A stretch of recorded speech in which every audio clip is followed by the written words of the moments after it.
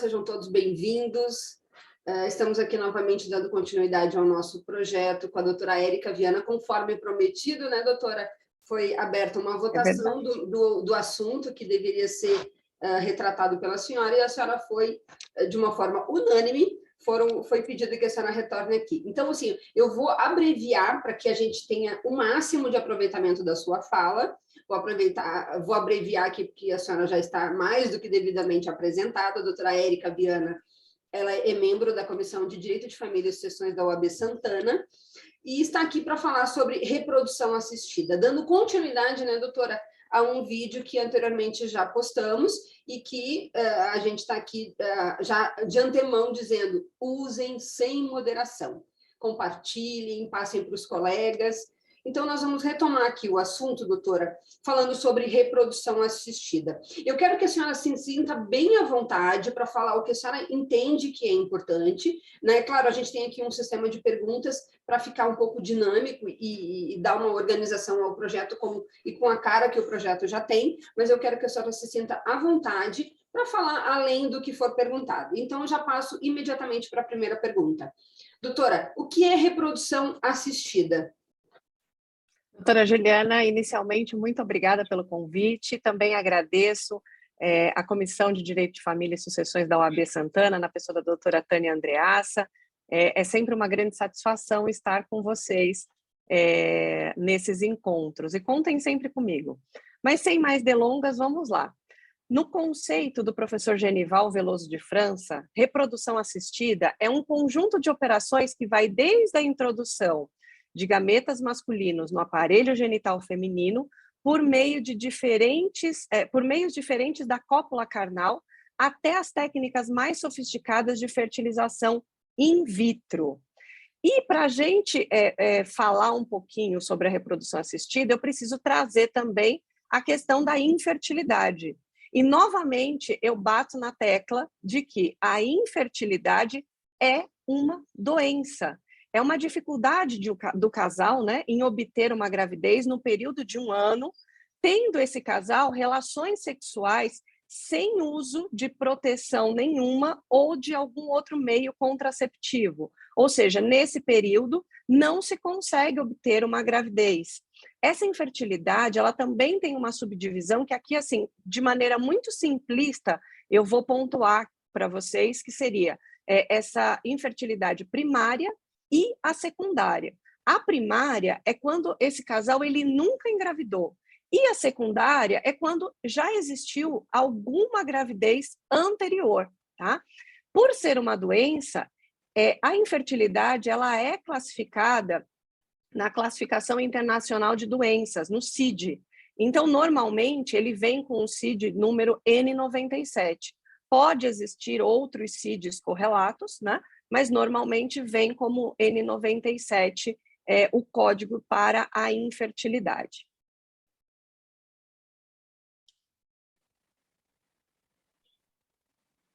Doutora, a senhora arrasa.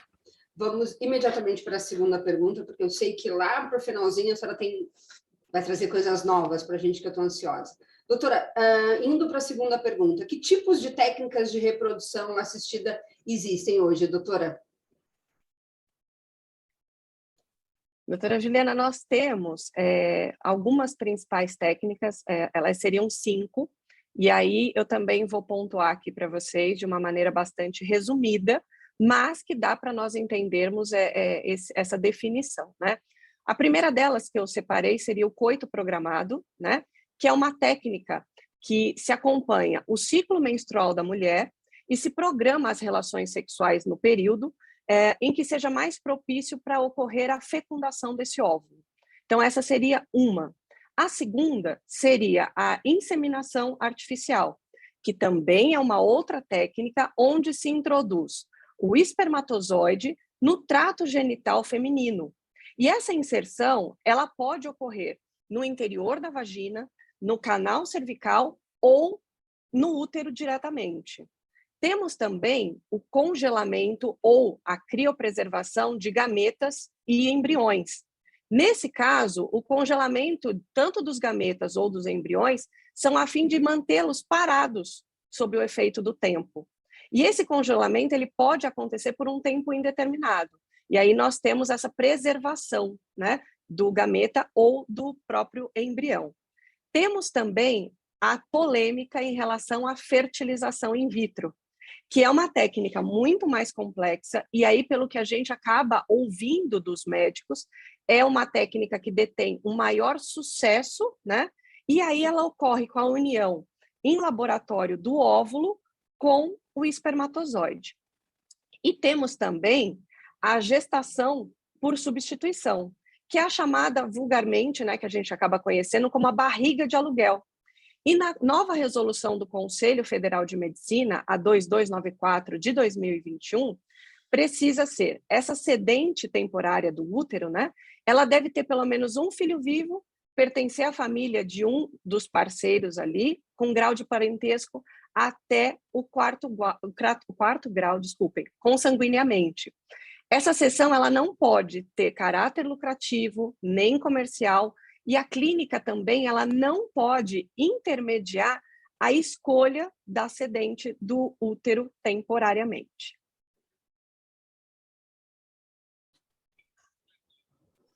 Perfeito, doutora. Indo para a próxima pergunta. Doutora, eu gostaria que a senhora falasse um pouco para a gente e para os nossos colegas que estão nos assistindo, e até mesmo para pessoas que tenham dúvidas quanto a isso, né? Se é possível a reprodução assistida pós-mortem, doutora? Doutora Juliana, é importante novamente frisar, eu acredito que eu tenha mencionado isso no vídeo anterior, mas nós não temos uma legislação específica, única, que regulamente a questão acerca da reprodução assistida. Então, nós temos algumas legislações que elas vão tratando da temática, né? E uma delas é a resolução do Conselho Federal de Medicina, que eu acabei de mencionar, a 2294 de 2021. Então, por meio dessa resolução, é permitida a reprodução assistida pós-mortem, desde que haja autorização específica do falecido para o uso do material biológico criopreservado, tá? Nós temos também, no Código Civil, o artigo 1597, que também trata en passant dessa temática, né, da reprodução pós-mortem, e também temos o enunciado 633 do Conselho da Justiça Federal, que ele é oriundo da 8ª Jornada de Direito Civil, e ele trata-se exatamente dessa forma.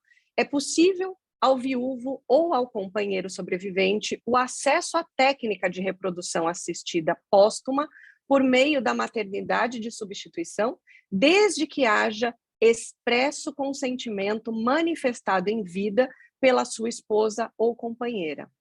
Não obstante, nós temos também o provimento 63 de 2017 do CNJ, em que também tem a tratativa sobre o tema. Nas hipóteses de reprodução assistida pós-mortem, além dos documentos elencados nos incisos do caput deste artigo, conforme o caso, deverá ser apresentado termo de autorização prévia específica do falecido ou falecida para o uso do material biológico preservado, lavrado por instrumento público ou particular com a firma reconhecida. Importante que, com relação ao artigo 1597 do Código Civil, os destaques são para os incisos 3, 4 e 5. No inciso 3º, é tratada sobre a fecundação artificial homóloga, que é quando é utilizado o sêmen do marido. E no inciso 5, nós temos a inseminação artificial heteróloga, que é com o sêmen do doador.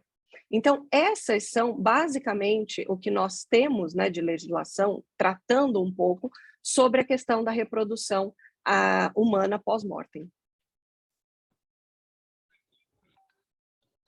Doutora, partindo já para o final, não menos importante, eu gostaria de fazer uma outra pergunta para a senhora. Doutora, como é que fica o registro das crianças nascidas através da reprodução assistida? Doutora, novamente aí eu me reporto ao provimento 63 de 2017 do CNJ, né, que fala dessa questão dos registros, né, de nascimento, mas também eu ressalto duas informações. São para os casos de mãe solteira e de casais homoafetivos. Nos casos de mãe solteira, o bebê é registrado no nome da mãe. E nos casos de casais homoafetivos, os registros são feitos no nome do casal, seja ele entre homens ou entre mulheres. Importante, doutora, eu gostaria até de pontuar aqui com vocês que eu falei do polêmico tema acerca da fertilização in vitro, exatamente por quê? Porque nós temos uma verdadeira batalha, né, para a cobertura deste procedimento por meio dos convênios médicos, né, e também, eventualmente, por meio do SUS, que também pode ser feito esse pedido de cobertura de tratamento, né, inclusive para garantir planejamento familiar, o direito à saúde, né, que nós temos, inclusive, previsto na Constituição. Recentemente, agora, há poucos dias, nós tivemos o julgamento do tema 1067 no STJ acerca da cobertura das fertilizações in vitro, das FIVs, e, infelizmente, decidiu-se de que, se não houver previsão contratual nos contratos das operadoras, elas não estarão obrigadas a fazer a cobertura desse tratamento. Então, é uma derrota inicialmente, né, para as mães, para as tentantes, para os casais, porém, nós, advogados, somos quem fazemos as jurisprudências, né? Somos nós que somos capazes, inclusive, de mudarmos. Cabe a nós trabalharmos para mudarmos esse entendimento. Então, é uma derrota muito sentida e sofrida, mas cabe a nós não desistirmos para conseguirmos formar um novo convencimento do judiciário acerca dessa temática. E fica também aqui, né, doutora, a importância, né, dessas pessoas terem uma assistência, né, no sentido de ter um profissional especializado na área para dar essa orientação e ingressar com essa ação, se for o caso, né, doutora? Sim, exatamente. É importantíssimo estar assessorado com um profissional da área de direito médico, de direito da saúde, né? A gente acaba falando direito médico e da saúde, né? Acaba não fazendo muito uma distinção entre um e o outro. Antigamente até falava do direito sanitário. Então, direito médico como um todo, né? E que possa orientar esse casal, né? E aí eu falo casal num gênero amplo, né? Não distinguindo casal homoafetivo, casal homem e mulher, casal, né? Ou a mãe solteira também, para que existam essas informações, para que eles saibam, né? Que tem direitos, é possível se socorrer do judiciário. A gente sabe que os tratamentos de reprodução humana são tratamentos caríssimos.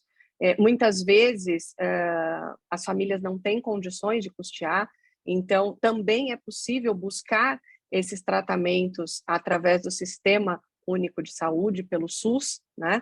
Então, é sempre recomendável que se busque a orientação de um advogado, de um profissional da área, para que melhor tenha orientação para aquela situação específica.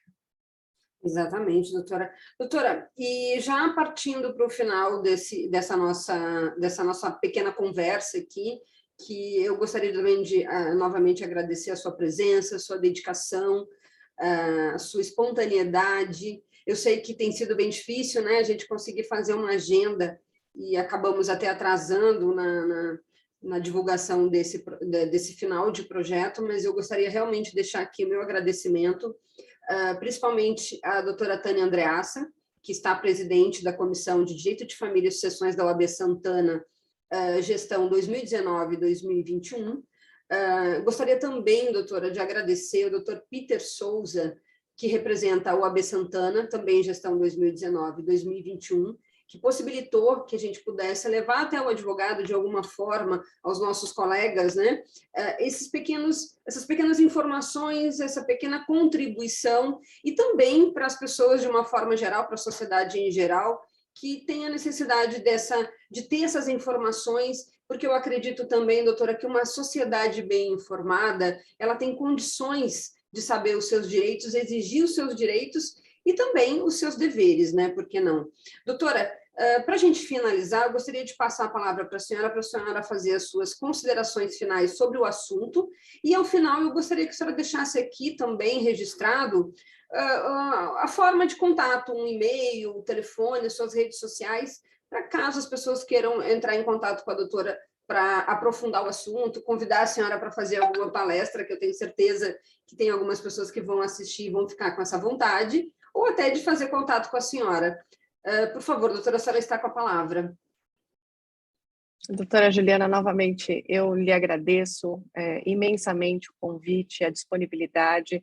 Realmente, as agendas foram um pouco difíceis de conseguirmos conciliar a advocacia, né? Nós sabemos que vai chegando agora o final do ano, é bastante complicado, a gente começa a ter um volume muito grande, né, de trabalho, por incrível que pareça, não que os outros dias dos meses do ano não sejam dessa forma, mas vai chegando para o final do dia, é muito compromisso, e aí conseguir uma disponibilidade na agenda fica realmente complicado, mas agradeço à doutora também pela disponibilidade de estar aqui comigo, conversando sobre um tema que eu realmente adoro, sou apaixonada, né? Tenho me debruçado nos estudos também acerca dessa temática. Também, não menos importante, agradecer a pessoa da doutora Tânia Andreassa, que está presidente da nossa comissão da OAB Santana, né, de Direito de Família e Sucessões, o Dr. Peter Souza, que possibilitou também a execução de todo esse projeto educacional para toda a população de advogados, bacharéis em direito e a população como um todo, né? E educação realmente é o caminho, né? Uma população bem educada, uma população conhecedora dos seus direitos e deveres, consegue realmente modificar os caminhos que nós temos adiante, né, para o nosso futuro. Então, doutora, eu gostaria de deixar aqui também registrado para os colegas, né? Existe, ainda que, como eu mencionei, não exista uma legislação específica, né, regulamentando a reprodução assistida, nós temos direitos, né, para, muitas vezes, os pacientes esparsos na legislação. Então, temos desde a Constituição Federal, o Código de Defesa do Consumidor, temos portarias, a Lei de Plano de Saúde, temos também a Lei de Constituição do próprio SUS, né, que precisam ser observadas no momento do ingresso da sua ação judicial. Obviamente, o colega que tiver alguma dúvida, quiser encaminhar um e-mail para perguntar, doutora, como que a gente pode, de repente, tratar nessa situação do cliente que eu tenho, eu estou à disposição, contem comigo, no que eu puder ajudar, eu estou sempre por aqui. E, para finalizar, agradecendo novamente, o meu contato, eu deixo aqui o meu Instagram, que é o @adverericaviana, né? Lembrando que o Érica é com K e o Viana é com um N só, né? E o meu e-mail é erica@adverericaviana.com. Doutora Juliana, novamente, muito obrigada. Eu estou à disposição, sempre que precisar, é só chamar. Doutora, foi um prazer enorme, de verdade. Além de a senhora ser uma pessoa encantadora, simpática, a senhora traz uma verdade na sua fala, isso é tão importante, né? Eu tenho certeza que alguns colegas que estão começando na advocacia agora vão ter a senhora como um grande exemplo. Eu agradeço realmente e tenho convicção que nos veremos em breve, doutora. Foi um prazer. Com toda certeza, doutora Juliana, foi um prazer. Muito obrigada. Um abraço. Obrigada a todos que vieram nos acompanhando até aqui nesses projetos. Estamos finalizando o projeto 2021, ou seja, nós estamos aí já, né, terminando o ano, e eu tenho certeza que foi de extrema importância essa atuação, doutora. A senhora faz parte dessa história, faz parte desta comissão, e agradeço bastante a todos e convido a quem estiver nos assistindo que compartilhe esse vídeo, divulgue as nossas redes sociais, porque uma advocacia forte, né, doutora? Eu acredito que isso vai fazer a diferença na formação, tanto para aqueles que estão começando, para aqueles que estão aí nessa trajetória. E como a senhora mesmo disse, né, doutora, estamos no final do ano e é muitas tarefas, né? E, além de tudo, somos mulheres, mães, filhas, né? Então, temos aí uma tarefa árdua, né, cotidiana. Doutora, muito obrigada e até logo a todos. Obrigada, Nos vemos em doutora. breve. Até logo. Tchau, tchau.